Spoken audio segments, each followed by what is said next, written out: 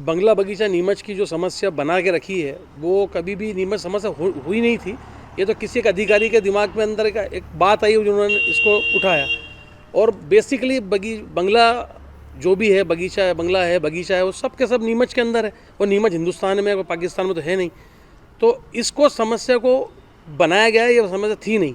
और देखा जाए तो आज हर बंगला बगीचावासी के पास अपनी एक लीगल रजिस्ट्री है।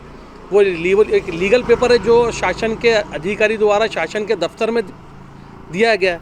आज उसको ख़त्म करके, हमारे अधिकारों को शून्य करके, और उसको अब बोले कि व्यवस्थापन करवाओ, तो होता ये है कि रजिस्ट्री जो मेरा लीगल डॉक्यूमेंट है उसको ख़त्म करके अगर मैं आज व्यवस्था में जाता हूँ तो ये मैं लीजधारी हो जाता हूँ ज़मीन का। मतलब कि मैं इसको एक्सेप्ट कर लेता हूँ कि ये ज़मीन मेरी नहीं थी। यूँ देखा जाए तो ये कहते हैं कि ये अंग्रेज़ों को कोई अधिकार नहीं था ये ज़मीन किसी लोकल आदमी को देने का। तो जब 1947 में देश को आज़ादी मिली, नेहरू जी जब दिल्ली के अंदर बैठ के और वहाँ के वाइसरॉय से जो समझौता करा, तो जब हिंदुस्तान अंग्रेज़ों का था नहीं, तो उस साइन के तहत, उस ट्रीटी के तहत अंग्रेज़ों ने उसको हिंदुस्तान के सौंप दिया। तो वैसी समस्याओं को अगर देखा जाए तो नीमच की समस्या नहीं है, इसको बनाई गई है, ये समस्या कभी थी नहीं।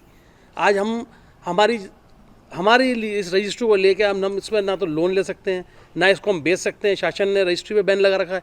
तो ये जो चीज़ें चल रही है वो एक ऐसी समस्या है जो होनी नहीं चाहिए। और सरकार होती है नागरिकों से। अगर नागरिक तकलीफ में है और सरकार आराम में है तो ये बिल्कुल एक फेलियर है सरकार का। और अगर सरकार इसको नहीं सुनती है तो ये सरकार की तरफ लोगों को समझना चाहिए कि ये सरकार हमारी नहीं है, ये सिर्फ और सिर्फ अधिकारियों की सरकार है। जो अधिकारी बोलेगा वो सरकार वो काम करेगी।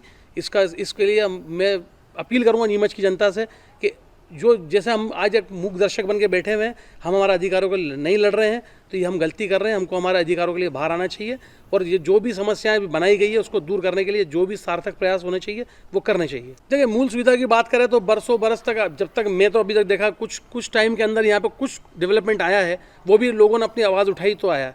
नहीं तो ये ना तो यहाँ पे लाइट मिलती थी, ना यहाँ पे नाली थी, ना पानी की व्यवस्था थी। बस वोट दे दो आप 5 साल में एक बार, नगर पालिका फॉर्म हो जाए, आपसे हाउस टैक्स ले ले, आपसे सारे टैक्स ले ले, मगर आपको सुविधा कुछ दे दी नहीं जाती थी।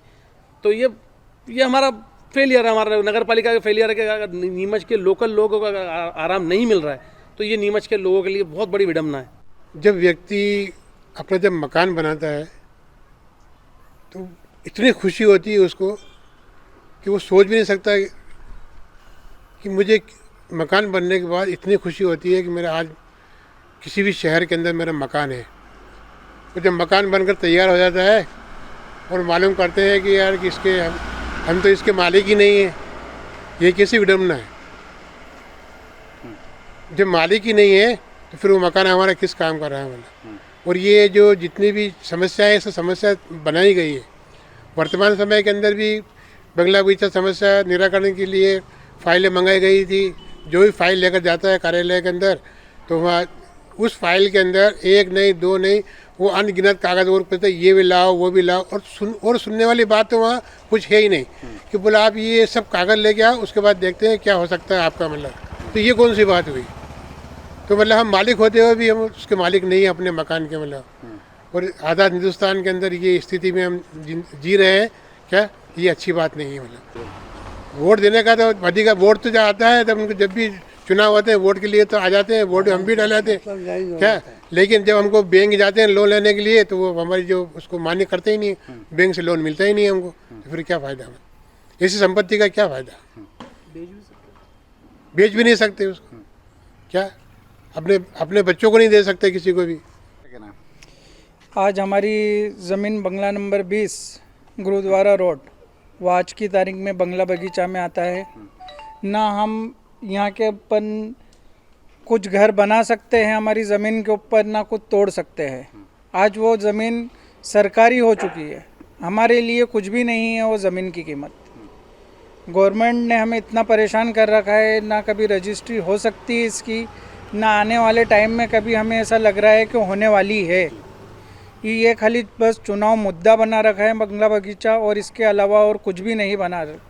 जब चुनाव का टाइम आता है तो सब नेता आके यही बोलते हैं कि हम बंगला बगीचा की समस्या हल करेंगे, वो आज तक कभी नहीं हुई है।